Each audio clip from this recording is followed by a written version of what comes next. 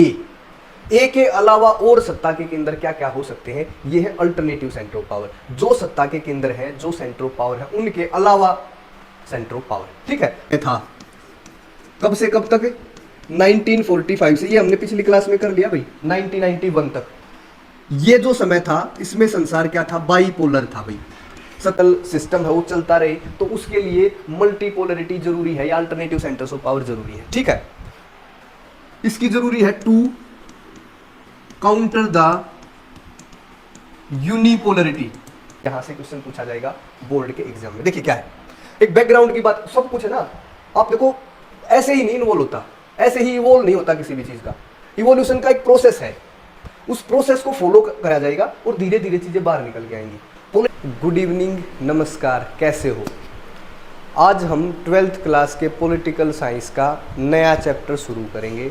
हमने इससे पहले एंड ऑफ बाइपोलरिटी पढ़ लिया है। अब जो चैप्टर है उसका नाम है अल्टरनेटिव सेंटर्स ऑफ पावर या न्यू सेंटर्स ऑफ पावर। ध्यान दे भाई, क्लास जब भी आप पढ़ते हो तो उस टाइम पे कॉपी पेन जरूर हो। उससे क्या फ़ायदा होगा कि भी जब बाद में रिवीजन करना पड़ेगा तो आप इजीली उसको समझ पाओगे। और साथ में नेक्स्ट ईयर आपको CUET का एग्ज़ाम भी देना है तो उस टाइम पे भी रिवीजन। ठीक है, यहाँ पे मैं इस हिसाब से पढ़ा रहा हूँ बाकी ताकि बोर्ड के एग्ज़ाम में और जब CUET का एग्ज़ाम दोगे तो ये क्लास काफ़ी इम्पोर्टेंट हो जाएंगी आपके लिए। तो एक कॉपी पेन जरूर हो। चलिए शुरू करते हैं। अल्टरनेटिव सेंटर्स ऑफ पावर, यहाँ से थोड़ा सा समझे भाई, अल्टरनेटिव का क्या मतलब होता है और सेंटर्स ऑफ पावर का क्या मतलब है।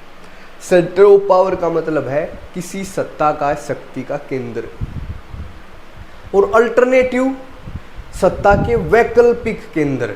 जैसे सत्ता का केंद्र है ए के अलावा और सत्ता के केंद्र क्या क्या हो सकते हैं, ये है अल्टरनेटिव सेंटर ऑफ पावर। जो सत्ता के केंद्र है, जो सेंटर ऑफ पावर है, उनके अलावा सेंटर ऑफ पावर। ठीक है, तो पहली स्लाइड पे चलेंगे, आराम से समझ जाओगे। अल्टरनेटिव सेंटर्स ऑफ पावर, पहले इसी चैप्टर का नाम न्यू सेंटर्स ऑफ पावर भी था। तो दोनों का जो सेंस है वो लगभग सेम है। क्लियर दिख रहा होगा भाई सबको, वॉइस भी क्लियर है, इमेज भी क्लियर है, काफ़ी सारी कोशिशें करी है तो मेरे हिसाब से सब कुछ क्लियर होना चाहिए। अब इस चैप्टर में मूव करने से पहले हमें कुछ 2-3 बेसिक चीज़ों का पता हो। पिछली क्लासेस में भी हमने इसके बारे में डिस्कस करा है, एक बार फिर से डिस्कस करेंगे। यूनिपोलर वर्ल्ड, यूनिपोलर वर्ल्ड का मतलब होता है one centre of power, one centre of power in world. संसार में सत्ता का एक केंद्र होना यूनिपोलर वर्ल्ड कहलाएगा। एक केंद्र का मतलब कि भाई एक देश इतना शक्तिशाली है कि भाई पूरा संसार उसके इर्द गिर्द है, उसके अकॉर्डिंग सारी की सारी व्यवस्थाएं चलती है। और संसार में जितने भी इम्पोर्टेंट इंस्टीट्यूशन है, चाहे वर्ल्ड बैंक है, चाहे IMF है, यहाँ तक UNO, उस पावरफुल केंद्र के उस पर प्रभाव है। क्लियर है ये बात, समझ गए भाई। यूनिपोलर वर्ल्ड का मतलब है जब एक देश सबसे शक्तिशाली हो कि भाई ये सबसे शक्तिशाली है और इसके साथ कोई भी विवाद करने में सक्षम नहीं है। नॉर्मली अमेरिका इस कदर पावरफुल रहा है कि भी एक समय था जब यूनिपोलर वर्ल्ड था, सिर्फ USA एकमात्र पावर थी। हमने जब डिसइंटीग्रेशन ऑफ USSR पढ़ा, उसके जब कॉन्सिक्वेंसेस हम पढ़ रहे थे, उसमें ये बात बताई भी थी कि भाई America become the sole power. इसका मतलब वहाँ से यूनिपोलरिटी की शुरुआत हुई। बाईपोलर वर्ल्ड का मतलब है two centre of power, two centre of power in world. संसार में सत्ता के दो केंद्र। अगर हम जो कोल्ड वार का समय था, कब से कब तक, 1945 से, ये हमने पिछली क्लास में कर लिया भाई, 1991 तक। ये जो समय था इसमें संसार क्या था, बाईपोलर था भाई। सत्ता के दो केंद्र कौन कौन से थे, एक यूएसए था और एक यूएसएसआर था, ये हमने पढ़ लिया है। बताओ पढ़ा है कि नहीं पढ़ा? पढ़ा है भाई, मना मत करियो, देखो मुझे बुरा लगेगा क्योंकि ये हमने सिलेबस कर लिया इस बारे में, ठीक है। अब जो थर्ड है multipolar world, more than 2 centres of power, more than 2 centres of power. जैसे आज का जो समय है इसको हम मल्टीपोलर वर्ल्ड बोल सकते हैं। कैसे बोलेंगे? क्योंकि आज सत्ता का एक केंद्र नहीं, 2 केंद्र नहीं, 2 से ज्यादा केंद्र है। आज अमेरिका का वो प्रभाव नहीं है जो हुआ करता, जो डिसइंटीग्रेशन ऑफ यूएसएसआर के कुछ समय तक रहा। नॉर्मली सत्ता के अलग अलग केंद्र, देखो अच्छा कब रहेगा? मल्टीपोलर वर्ल्ड होना चाहिए भाई।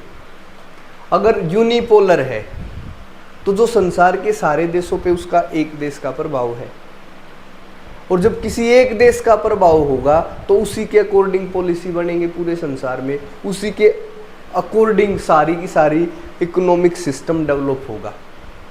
बाइपोलर की अलग समस्या है, बाइपोलर में 2 सेंटर्स ऑफ पावर है, तो कुछ देश इस तरफ कुछ देश इस तरफ, तो यहाँ पे बाइपोलर जब भी संसार होगा युद्ध की आकांक्षा सबसे प्रबल होगी।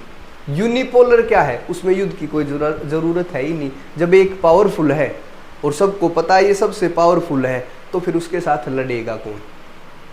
बट नुकसान क्या है कि भी एक जगह से सारी की सारी पॉलिसीज बन रही है, एक केंद्र का प्रभाव है संसार पे।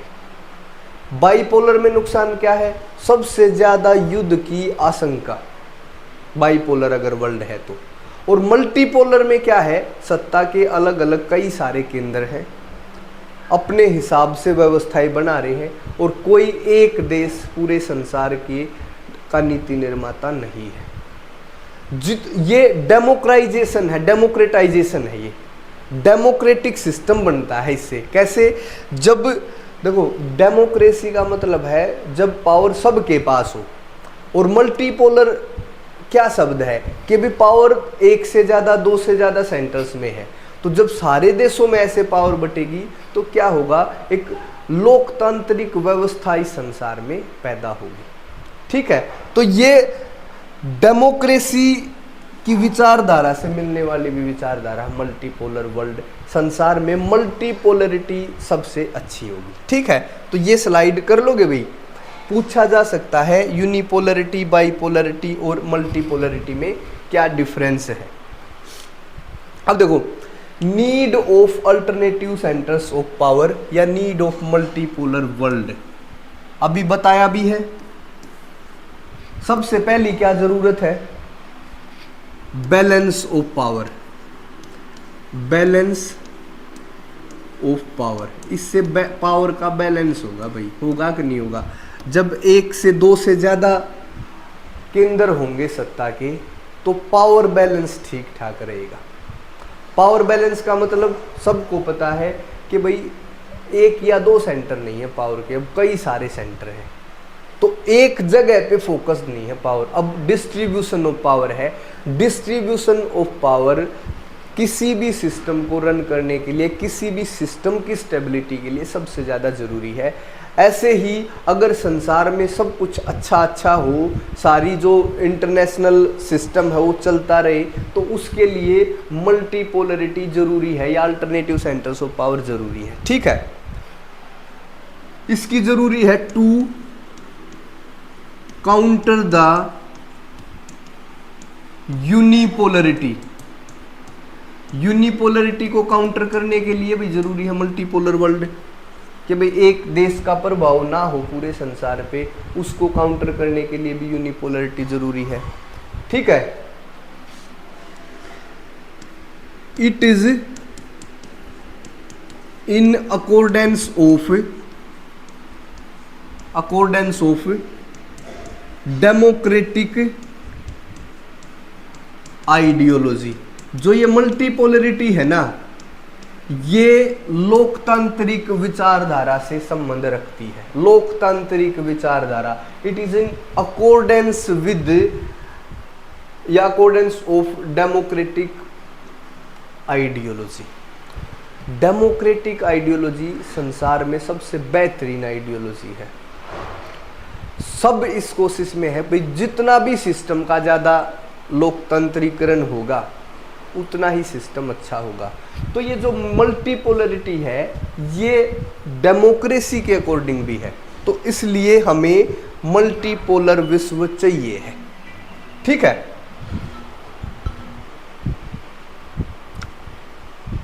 समझ में आई भी बात?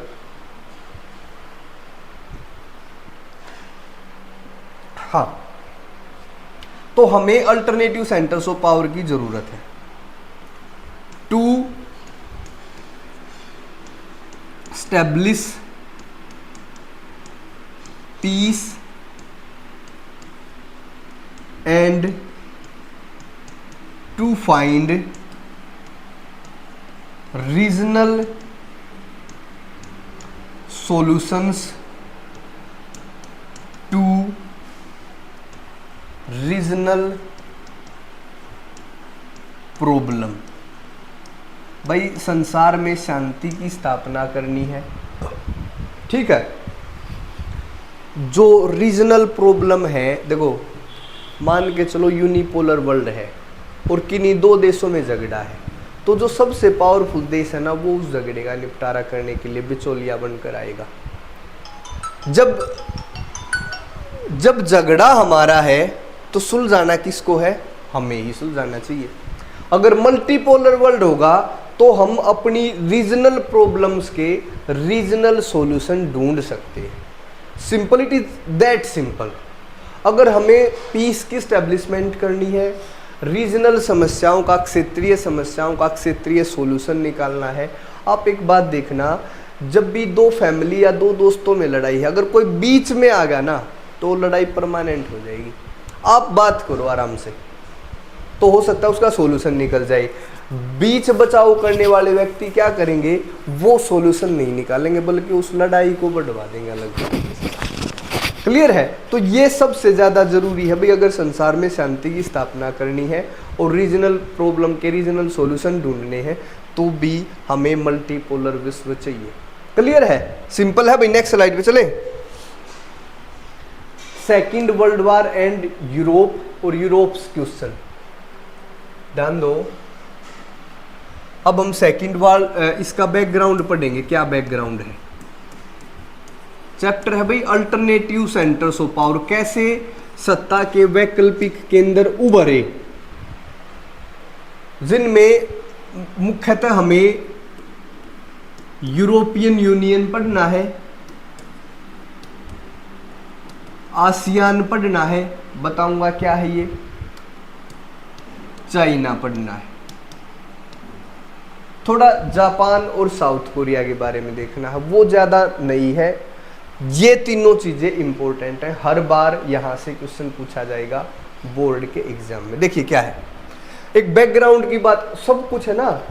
आप देखो ऐसे ही नहीं इन्वॉल्व होता, ऐसे ही इवॉल्व नहीं होता किसी भी चीज़ का।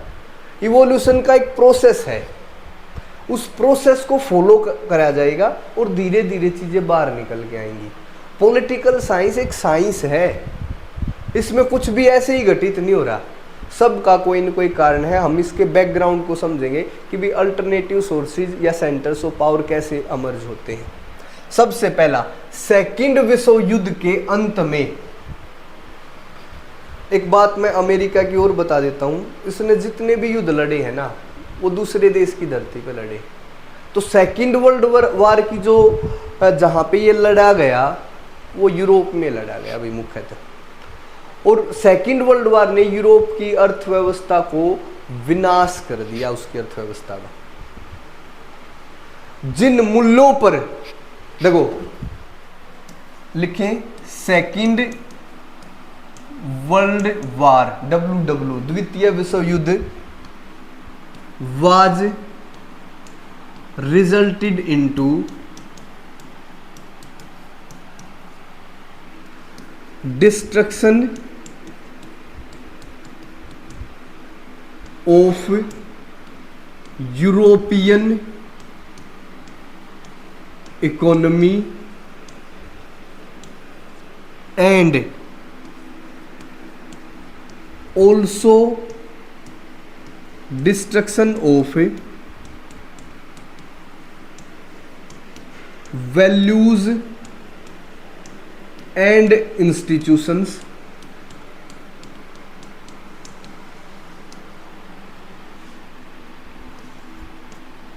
for which Europe was known। क्या लिखा है, समझ आ रहा है भाई? द्वितीय विश्व युद्ध ने यूरोप की अर्थव्यवस्था का विनाश कर दिया, ये लिखा है। साथ में जिन मूल्यों और संस्थाओं पे यूरोप की व्यवस्था खड़ी थी वो सारे के सारे डिस्ट्रक्ट हो गए भाई, उनका भी विनाश हो गया।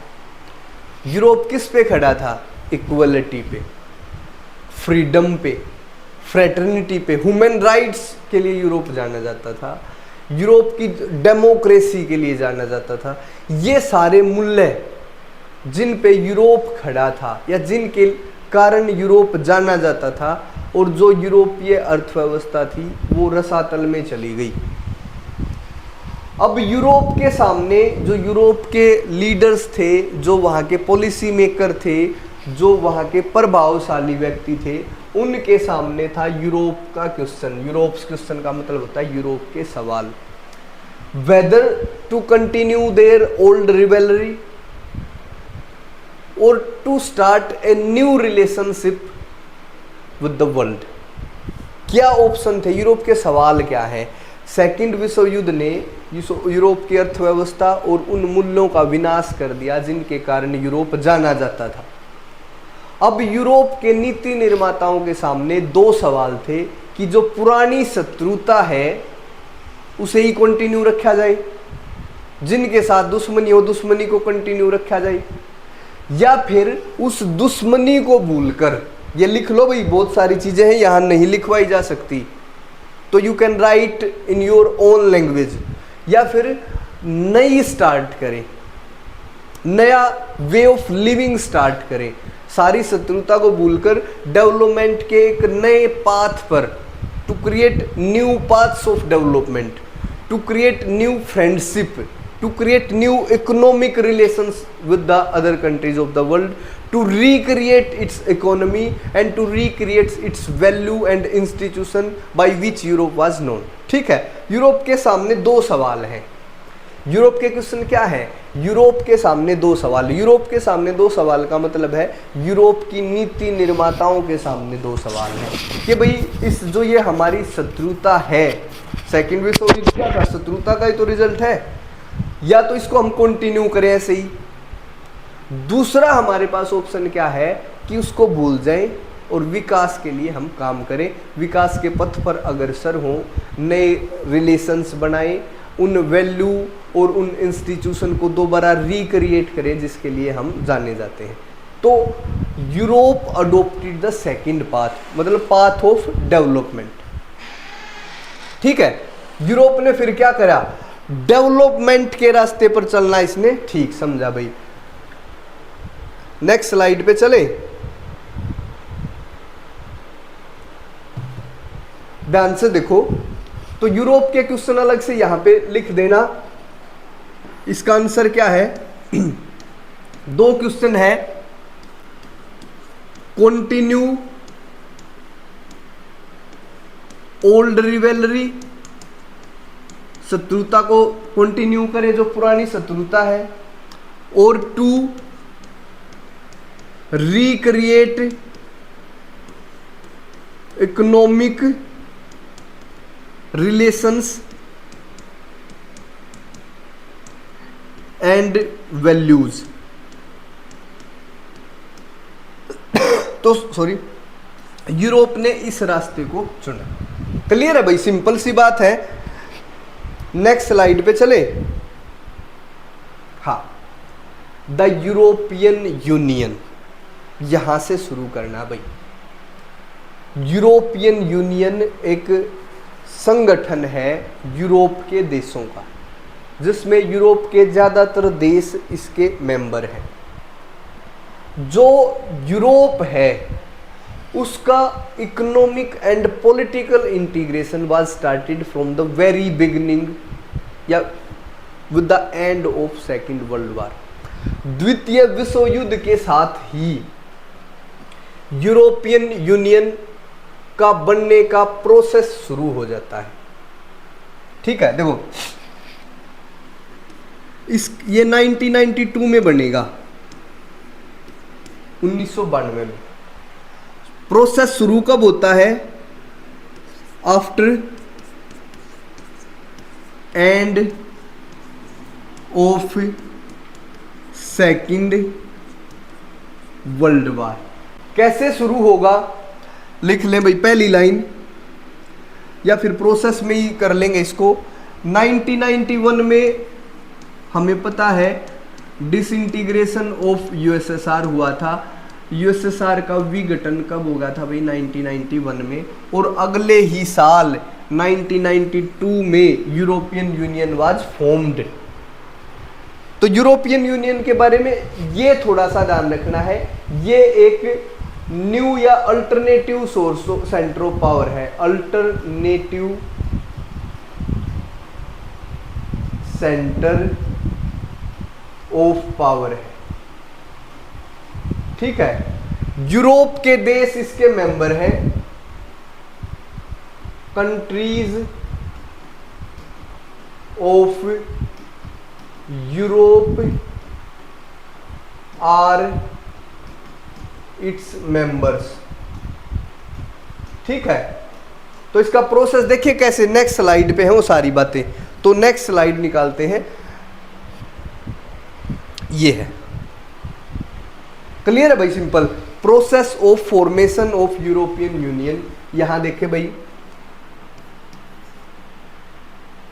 पहला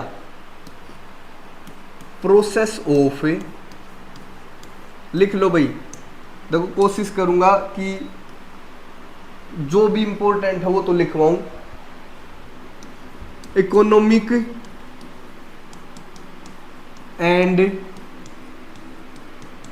political integration of Europe was started with the end of second world war। ठीक है, USA helped Europe to reconstruct और revive it's economy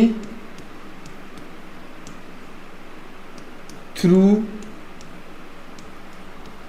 Marshall plan. Marshall plan, ध्यान दो भाई क्या लिखा है, अभी बता देता हूं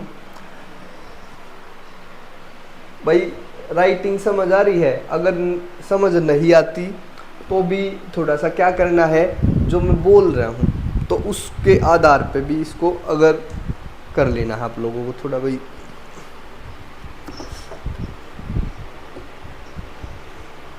ठीक है, नॉर्मली क्या है, देखो एक ये था यूरोप, और इसका जो ईस्टर्न पार्ट था वो यूएसएसआर के साथ है, और वेस्टर्न पार्ट है यूएसए के साथ। हमें पता है, हमने पिछले चैप्टर में ये बात पढ़ रखी है। यूरोपियन यूनियन बन रहा है यहां, इसमें मुख्यतः वेस्टर्न यूरोप के देश शामिल हैं, क्योंकि ईस्टर्न यूरोप क्या है, यूएसएसआर के साथ था, और उनके साथ ही इनकी दुश्मनी है। यहां पे इस बाउंड्री पे है जर्मनी। डिसइंटीग्रेशन से पहले जो आधा जर्मनी यूएसएसआर की तरफ है और आधा जर्मनी, ठीक है, अमेरिका की तरफ है।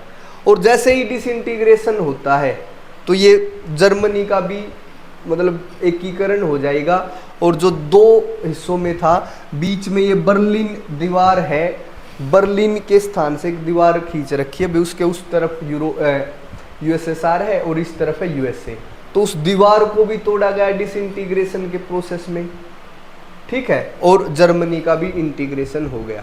तो यूरोपियन यूनियन में मुख्यतः वेस्टर्न यूरोप के देश शामिल हैं। अब इन देशों को अमेरिका, अब देखो यहां से कोल्ड वार की भी शुरुआत हो रही है सेकेंड वर्ल्ड वार के बाद, और अमेरिका ने पश्चिमी जो यूरोप के देश हैं उनकी अर्थव्यवस्था के लिए, उनकी अर्थव्यवस्था के रिवाइवल के लिए, सर्वाइवल के लिए, उनके डेवलपमेंट के लिए एक मार्शल योजना लेकर आता है यूएसए की, भाई मार्शल योजना है जिसके तहत वो इन देशों की मदद करता है, ठीक है। अब देखें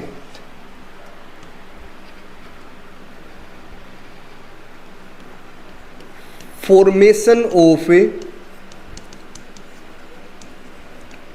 OEEC, organisation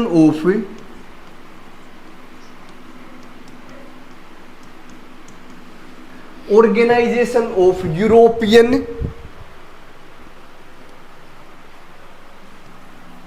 European economic cooperation in 1948। ध्यान दो भी क्या लिखा है, for economic integration of Europe. लिखा क्या भाई, मार्शल योजना के तहत 1948 में OEEC यूरोप के आर्थिक सहयोग के लिए एक संगठन बना जिसका काम था आर्थिक रूप से यूरोप का एकीकरण करना 1948 में, for economic integration of Europe through Marshall plan.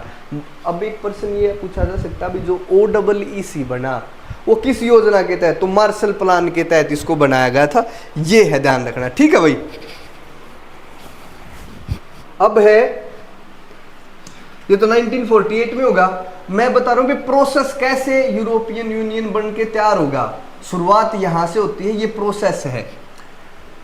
In 1949 formation of NATO, formation of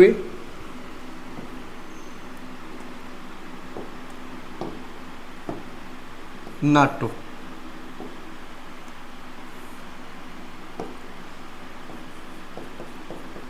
NATO का मतलब है North Atlantic Treaty organisation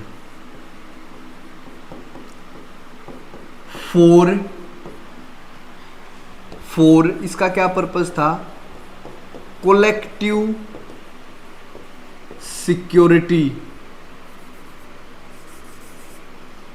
collective security of Europe, ये है भाई। देखो 1949 में यूरोप की साझी सुरक्षा के लिए नाटो बना भाई। नाटो क्या है, नॉर्थ अटलांटिक ट्रीटी ऑर्गेनाइजेशन, उत्तरी अटलांटिक संधि संगठन। लिख लो भाई इसको।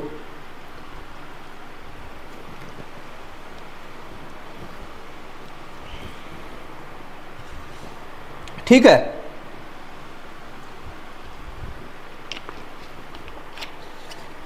इसमें यूरोप के देश शामिल थे, स्पेशली वेस्टर्न यूरोप के। अभी यूरोपियन यूनियन नहीं बना है, वो 1992 में बनेगा।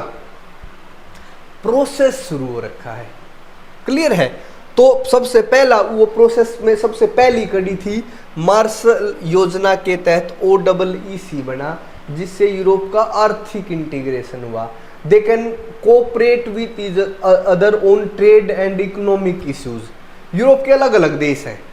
यूरोप एक कॉन्टिनेंट आपको पता होगा, इसमें कई सारे देश हैं, सबकी अर्थव्यवस्था में प्रॉब्लम है।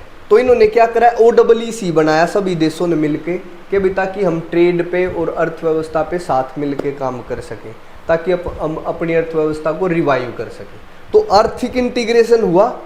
उसके बाद कोलेक्टिव सिक्योरिटी के लिए 1949 में नाटो बनी। नाटो एक ऐसा संगठन है जिसमें पश्चिमी यूरोप के ही देश शामिल हैं, USA इसमें मेन है।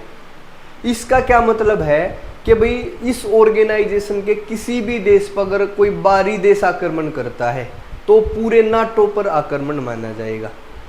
ठीक है, जैसे हम इसमें लगभग 30 देश हैं और एक देश पे किसी बाहरी देश ने आक्रमण कर दिया तो ये माना जाएगा भाई ये पूरे 30 देशों पर आक्रमण है। तो ये क्या है, कोलेक्टिव सिक्योरिटी। ठीक है, 1949 में कोलेक्टिव सिक्योरिटी पे काम करा गया। इसके बाद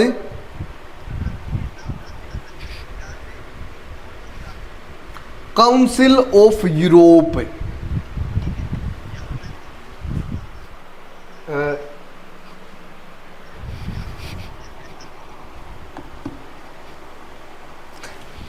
इसको रफ कर दे भाई, और रफ कर देते हैं इसको।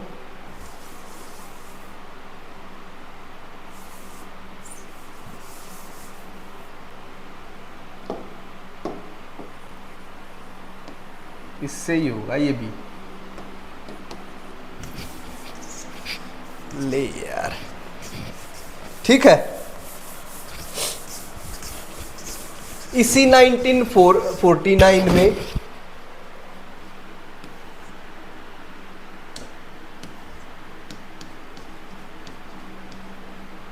Formation of council of Europe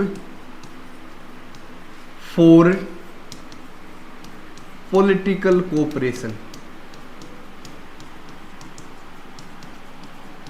ठीक है, 1949 में ही पॉलिटिकल कोऑपरेशन के लिए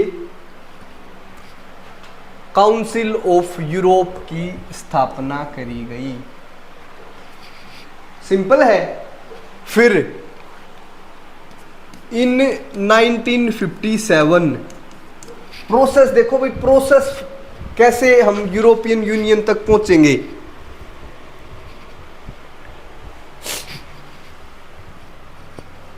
formation of European economic community and European parliament. ध्यान दे भाई, पार्लियामेंट 1957 में यूरोपीय आर्थिक समुदाय, यूरोपियन इकोनॉमिक कम्युनिटी, यूरोपीय आर्थिक समुदाय तथा यूरोपीय संसद की स्थापना हुई। क्लियर है, हम यूरोपियन यूनियन की फॉर्मेशन का प्रोसेस पढ़ रहे हैं। मार्शल योजना से शुरू हुआ जिसके तहत OEEC बना 1948 में, for cooperation on trade and economic issues. 1949 में दो काम हुए, formation of NATO for collective security and formation of council of Europe for political cooperation. फिर 1957 में भी दो काम हुए, formation of European economic community for economic purposes and एक यूरोपियन पार्लियामेंट, यूरोपीय संसद की। तो ये पॉलिटिकल कोऑपरेशन की बात होगी। फिर है 1991 डिसइंटीग्रेशन ऑफ USSR। 1991 में क्या होगा भाई, डिसइंटीग्रेशन हो गया USSR का। सिंपल। और 1992 फॉर्मेशन ऑफ EU का मतलब है यूरोपियन यूनियन।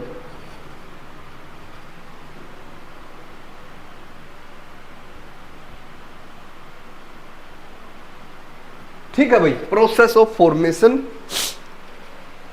1992 में यूरोपियन यूनियन का फॉर्मेशन होगा भाई कंप्लीट। बताओ किसी को कोई समस्या है? सब ठीक है यहां तक?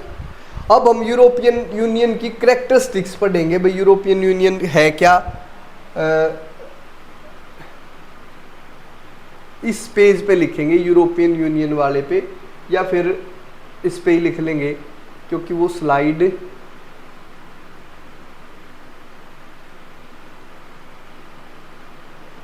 यहां पे ही देखेंगे। तो नेक्स्ट क्लास में करेंगे उसको। तब तक के लिए सबको नमस्कार, बाय बाय, थैंक यू।